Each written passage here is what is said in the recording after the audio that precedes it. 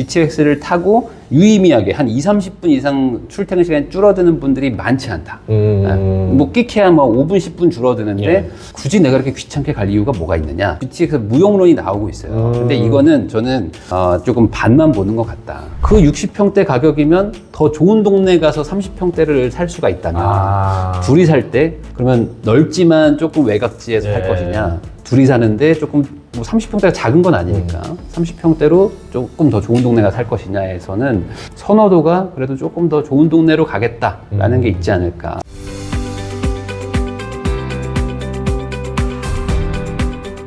최근에 GTX가 생겼어요. 네. 이제 동탄에 GTX 생기면서 이제 앞으로 GTX가 집값에 어떤 영향을 줄 거냐 이것도 관심사인데 어떻게 보세요? 우선은 지금 GTX에 대해서 안 좋은 기사들이 되게 많이 나오고 있습니다. 왜 그러냐면 지금 개통한 지 이제 막 한 달도 채 안 됐거든요. 네. 그러다 보니까 아직은 알 수 없지만 초기 지금 이용률이 되게 낮아요. 그래서 지금 뭐 8,000명 탄다 뭐 이런 얘기가 네. 나오는데 수치상으로는 이제 40%가 채 안 됩니다. 예상치보다 40%. 그러니까 야 이거 몇 조를 들여가지고 만들었는데 애물단지 된다. 그래서 이제 BC도 지금 착공식은 했는데 본격적인 착공 아직 안 했거든요. 그러다 보니까 지금이라도 뭐 취소해야 된다 이런 얘기를 하시는 분들도 있는데 제가 봤을 때는 이게 좋은 면도 있고 안 좋은 면도 있고 둘 다 있는 것 같습니다. 그래서 우선은 안 좋은 점부터 우선 말씀을 드리면 GTX라는 거는 기본적으로 출퇴근을 하기 위한 용도잖아요. 그쵸. 뭐 GTX 시속 170km로 달리는데 그거 오후 1시에 타가지고 굳이 170으로 안 달려도 되잖아요. 110으로 달려도 괜찮잖아요. 근데 그쵸. 이 170, 180, 190km가 중요한 거는 출근 시간이죠. 그렇죠. 왜냐면 출근 시간에 5분 더 잘 수 있냐 안 자냐가 어찌 보면 많은 사람들의 그 영향을 주니까 출퇴근이 사실은 핵심인데 그 말은 역설적으로 반대로 얘기하면은 이 5분 이상 당겨주거나 뭐 10분 이상 당겨줘야지만 유의미한 거잖아요. 그러니까 많이 당겨줄수록 유의미한데 GTX 역 자체가 지금 이제 동탄역이 가장 멀리 있으니까 예를 들면은 동탄역이 뭐 SRT도 있고 다 있지만 그 인근 아파트에서 접근성이 막 아주 좋지는 않습니다. 안 좋아요. 네, 그래서 그 약간 한 10분 정도 차로 한 10분 정도 버스 10분 정도 거리에 있는 단지들은 어차피 지금도 버스를 타고 서울을 가는데 GTX를 타러 가서 물론 여기 플랫폼까지 내려가는 시간이 뭐 몇 분 안 걸린다고 하지만 그래도 버스 기다려야 되죠. 내려야 되죠. 횡단보도 건너서 뭐 또 타고 내리고 하면은 시간이 단축되는 게 생각보다 많지 않은 거예요. 그리고 가봤자 수서에 떨어질 거 아니에요. 네. 내가 가야 되는 강남역이나 이런 쪽인데. 수서에 직업이 있는 분들은 가장 좋겠지만 그런 사람이 많지는 않겠죠. 그러다 보니까 지금 이 GTX를 타고 유의미하게 한 20-30분 이상 출퇴근 시간이 줄어드는 분들이 많지 않다. 뭐 끼케야 뭐 5분, 10분 줄어드는데 굳이 내가 그렇게 귀찮게 갈 이유가 뭐가 있느냐. 그러다 보니까 GTX 무용론이 나오고 있어요. 근데 이거는 저는 조금 반만 보는 것 같다. 기본적으로 지금 GTX 역이 총 10개가 있는데 그 중에 이제 뭐 3개가 나온 거거든요. 그러니까 이제 동탄역, 그 다음에 이제 성남역, 그리고 이제 수서역인데 성남역으로 출퇴근하는 분은 별로 없을 거란 말이죠. 그러니까 대부분 이제 수서역으로 가는데 그럼 수서역에 내려서 삼성역 오는 것만도 그 교통편이 그렇게 좋지가 않아가지고 강남 들어가려면 또 한 20-30분 또 걸립니다. 그러니까 지금은 실용적이지 않은 노선인 건 맞아요. 그렇지만 이게 이제 올 하반기에는 북부 쪽, 그러니까 그 파주부터 서울역 구간이 이제 개통이 되고요. 그럼 그쪽은 이제 없던 라인이 이제 완전히 생기는 거니까 파주 일산에 사시는 분들 입장에서는 서울역 쪽으로 출근 많이 하시는데 올해 뚫려. 네, 올해 이제 연말에 뚫리는데 그렇게 되면은 이제 출퇴근 시간이 한 30-40분 이상 줄어드는 분들이 많을 거예요. 배차 간격이 한 5에서 7분 정도니까 많이들 타실 것 같고 그리고 이제 큰 틀에서는 가장 메인은 삼성역인데 삼성역은 이제 2029년을 목표로 하고 있지만 2030년 뭐 31년 뭐 이렇게 되지 않을까 싶은데 삼성역까지 만약에 개통이 됐다. 그러면은 많은 분들이 탈 거라고 봅니다. 거기다가 지금은 그 GTX 역 접근성이 좋지 않다고 그랬잖아요. 근데 이거는 이제 또 시간이 지나면서 또 이제 편의성이 높아지면서 그 마을버스라든지 뭐 이런 것들이 막 생기지 않겠습니까? 그러면서 조금 더 좋아지지 않을까. 그래서 지금 예측치보다 너무 나쁘다고 해서 안 좋다라고 말하는 것도 좀 그건 아닌 것 같고 반대로 이 GTX가 뭐 이 지역을 막 전체적으로 다 바꾸겠다라고 하기에는 아까 말씀드린 대로 출퇴근 시간에 많이들 타시는데 그 출퇴근 시간이 막 30-40분씩 줄어드는 거는 당장은 또 없다 보니까 이게 그냥 지금 딱 요 상황인 것 같습니다. 서울 출퇴근해야 되는데 서울 집값은 비싸니까 이제 보통 수도권에 많이 살잖아요. 그러면 내가 GTX를 좀 바라보고 좀 집을 하나 사야 되겠다 하는 사람이면은 GTX A 노선을 사는 게 더 나은 선택이 아니면 BC가 뚫릴 걸 예상해서 사는 게 더 나을까요? 이게 지금 둘 다 지금 좋은 타이밍이라고 보긴 좀 어려울 수도 있는 게 GTX A는 어찌 보면 이제 이미 부분 개통을 했고요. 예. 그리고 이제 나머지 거의 90% 구간이 연말에 다 개통을 합니다. 그러면 이미 많이 반영이 됐겠죠. 아무래도. 그리고 이 개통 이후에도 올라간다. 이렇게 얘기하시는 분들도 많지만 지금 뭐 시장 분위기가 그런 것들이 뭐 아주 막 지금 뜨겁게 이런 상황이 아니다 보니까 어느 정도 좀 제한적일 것 같아서 GTX A를 보고 사시는 것도 투자로 봤을 때 아주 좋다고 볼 수는 없을 것 같고 또 반대로 BC는 또 언제 될지 모르는 약간 재건축 같은 느낌? 그러니까 언젠간 되는데 네. 정말 언제 되는 건데 라는 거에서 확답을 아직은 또 못하는 상황이다 보니까 이거를 생각해서 미리 선점한다라기에는 또 지금 좀 너무 빠른 거 아닌가? 라는 생각도 좀 들기도 하고 그래서 이거는 좀 항상 좀 이렇게 지켜보면서 분위기 바뀌는 느낌 보고 이제 들어가야 되지 않을까라고 생각합니다. 지금 저출산이 영향이 굉장히 크더라고요. 이제 네. 이게 지방으로 내려갈수록 이제는 체감을 다 하는 것 같아요. 사람들이 이거 큰일 났다. 이 정도인데 이렇게 되면은 부동산 투자가 지방은 어떻게 될 것 같아요? 그래서 제가 최근에 이제 강원도의 한 도시를 갔습니다. 그래서 거기를 뭐 촬영차 갔는데 네. 그 예전에도 제가 한 몇 년 전에도 거기 갔었는데 그때랑 분위기가 확실하게 또 달라졌어요. 그러니까 번화가인데도 불구하고 네. 공실이 좀 늘어나 있는 게 보이고 그리고 번화가 말고 살짝 조금 주택가로 들어가니까 1층이 다 공실이고 막 이러는 거예요. 그래서 와 이게 심각하구나. 그래도 나름 거기도 좀 그 지역에서는 좀 괜찮은 도시였는데 그러면 더 소도시들은 어떻게 했느냐. 그래서 실제로 지금 서울 아파트 매수자들 중에서 네. 외지인이라고 해야 되겠죠. 네. 서울 사람들이 아닌 사람들의 비율이 지금 25%인가 그런데 그게 지금 역대 최대입니다. 그러니까 계속 지금 늘어나고 있는 추세거든요. 그래서 실질적으로 저도 뭐 어떤 상담이나 이런 사연 같은 것들을 보면은 지방에 이 주택만 가지고 있는 분들이라고 생각하시지 마시고 지방에도 건물을 가지고 있거나 지방에 소위 말하는 유지분들도 많잖아요. 이런 분들은 우리 동네에 내가 뭔가 부동산을 가지고 있다는 거에 대해서 대단히 좀 약간 그 공포심까지는 아니어도 대단한 걱정을 하고 계세요. 그러다 보니 이걸 어떡하지? 근데 나는 부동산을 하던 사람이니까 부동산에 대한 호감도가 아주 높은데 이게 갑자기 코인이나 뭐 이런 데로 가긴 좀 어렵잖아요. 그쵸. 그러다 보니까 이걸 정리를 하고 그러면은 조금 서울이나 수도권 핵심 지역으로 가야 되지 않을까? 라는 생각으로 많이들 오시는 것 같아요. 그게 외지인 비율이 높아지는 이유 같거든요. 예. 그러면 이거를 과연 정부나 정치권에서 정책으로 이 흐름을 막을 수 있을까? 이 부분에 대해서는 아마 시청자분들도 이건 회의적인데 라는 생각을 하실 것 같아요. 그래서 당분간은 더 이런 추세가 좀 가속화되지 않을까. 그러니까 서울 수도권 집중 현상이 좀 세질 것 같습니다. 집값이 좀 한번 바닥을 찍고 내가 반등을 할 거 아니에요. 네. 그러면 그때 반등하는 게 소형이 먼저 반등할 거냐, 좀 중대형이 먼저 반등할 거냐, 아니면 서울이 반등할 거냐, 지방의 또 도시들이 먼저, 광역시 이런 데가 먼저 반등할 거냐, 이것도 좀 헷갈리더라고요. 네. 어떻게 보세요?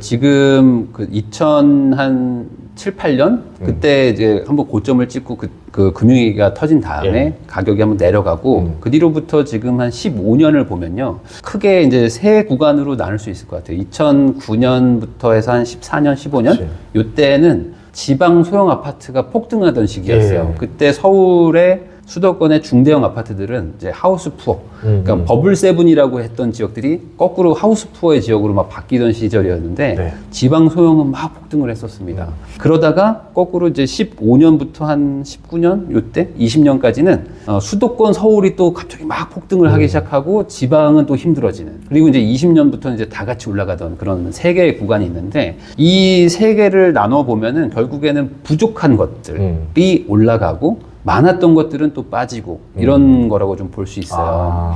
그러면 아까 하우스 푸어의 시절이었다는 그 2010년대부터 15년 사이에는 서울에도 미분양이 많았고 예. 공급도 좀 있었고요. 그러다 보니까 뭐 제일 유명한 뭐 아크로 리버파크 이런 게 미분양이었다. 마포, 레미안, 푸르지오 그쵸, 이런 그쵸. 것도 막 미분양이었다 이런 얘기 들으시면 뭐 그게 말도 안 된다 생각하시겠지만 그게 10년 전입니다. 일이 지금 지방에서 일어나고 있죠. 지방은 지금 미분양이 많거든요. 맞네요. 그러다 보니까 아마 반등이 오더라도 이제 서울 수도권 쪽이 좀 더 먼저 올 것 같고, 그래서 실제로 지금 연초부터 서울 뭐 핵심 지역들 그리고 이제 수도권에서도 좀 이렇게 살기 좋다는 동네들은 좀 반등세가 좀 확실히 좀 보이고 있거든요. 그래서 그런 부분이 이쪽이 좀 먼저 올 것 같고, 그리고 이제 대형과 소형으로 굳이 구분을 한다고 그러면 뭐 지역마다 다르겠지만 지금 1인 가구, 2인 가구 합쳐서 지금 60%가 넘거든요. 그러다 보니까 대형이라 하면 보통 이제 40평대 이상, 뭐 5, 60평대를 말하는 건데 이쪽이 공급이 없는 건 맞습니다. 그래서 최근 한 5에서 10년 동안은 거의 없어요. 그래서 어떤 단지들은 30평대까지밖에 없는 데들도 많거든요. 40평이 아예 없어요.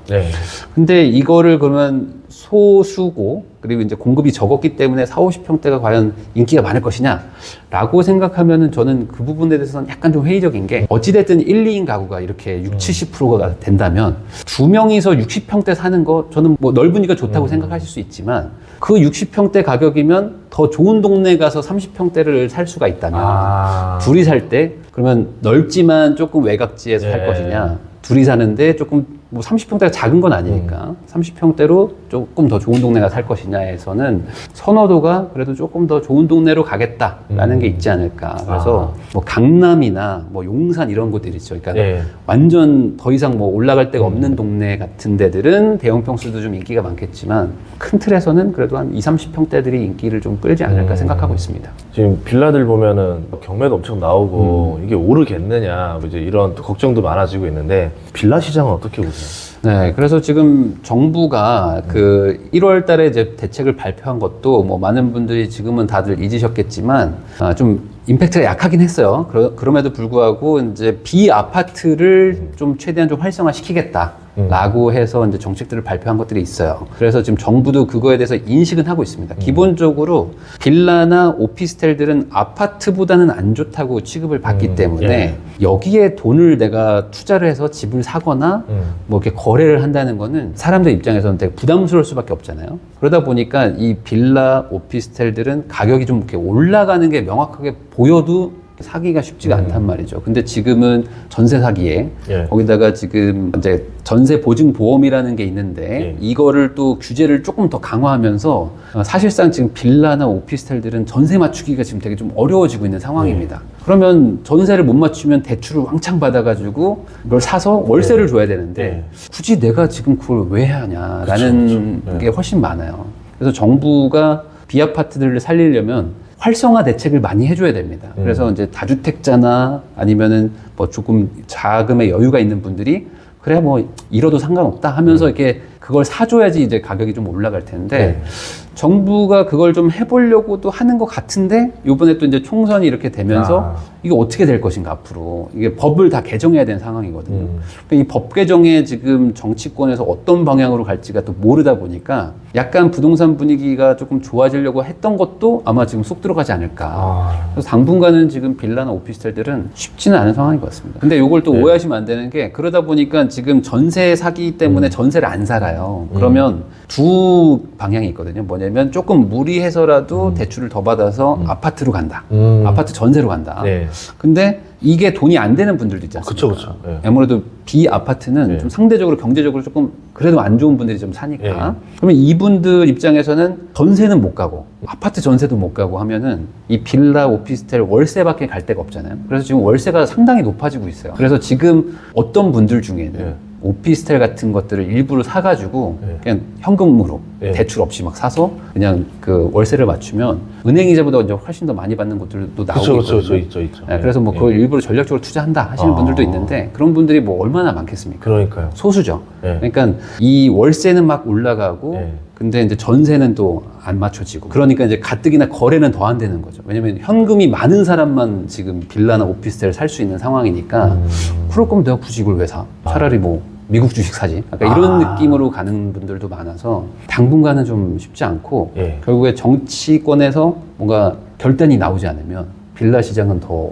좋아질 방법은 좀 딱히 안 보입니다. 만약에 이제 상가만 이제 예. 굳이 뭐 얘기를 한다면 예. 상가나 뭐 빌딩 같은 것들은 아주 힘든 구간에 이제 끝물에 거의 온 게 아닌가. 그러니까 뭐 긴 터널에서 어느 정도 한 8, 90%는 지금 통과하는 느낌이긴 합니다. 왜냐면 이쪽은 금리의 영향을 훨씬 더 많이 받을 수밖에 없잖아요. 그쵸, 그쵸. 여기는 뭐 전세 개념이 없으니까. 근데 이제 금리가 높아진 지가 벌써 한 2년이 넘었기 때문에 이제 금리가 내려가기만 하면은 지금보다는 좋아지겠다. 그러니까 지금 워낙 힘들었었기 때문에 지금보다는 좋아지겠다라는 거는 뭐 예측해 볼 수는 있지만 또 뭐 최근에 지금 막 금리 또 막 변동되고 하는 것들 보면은 언제 과연 내려갈까? 이거에 대한 또 불확실성도 계속 있고. 그래서 지금 상가를 가지고 계신 분들이 되게 힘든 게 이자는 높아졌는데 경기가 안 좋으니까 월세를 막 높여받을 수도 없고 예. 그러다 보니까 그냥 원래 100만 원 남던 게 제로가 아니라 이제 마이너스로 막 돌아서고 팔려고 봤더니 사는 사람도 없고 예. 그래서 지금 뭐 이중고에 겪고 계신데 거의 끝에 온 것 같긴 한데 이 터널이 약간씩 계속 조금씩 뭐 길어지는 느낌? 약간 뭐 그런 느낌이라서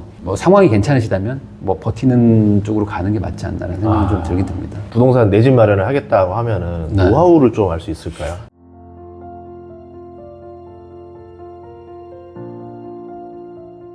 좋은 아파트라는 거를 네. 다들 아세요.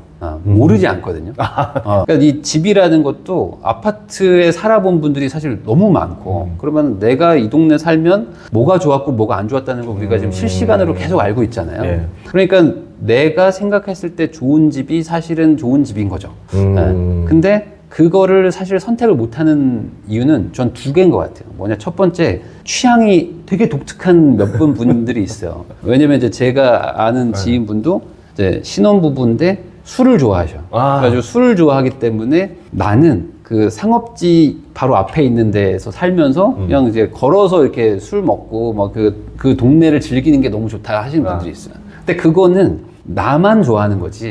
사실 대다수의 그 일반 보통의 사람들 기준으로 봤을 때는 술집 가까이 있는 거를 좀 선호하진 않겠죠, 아무래도.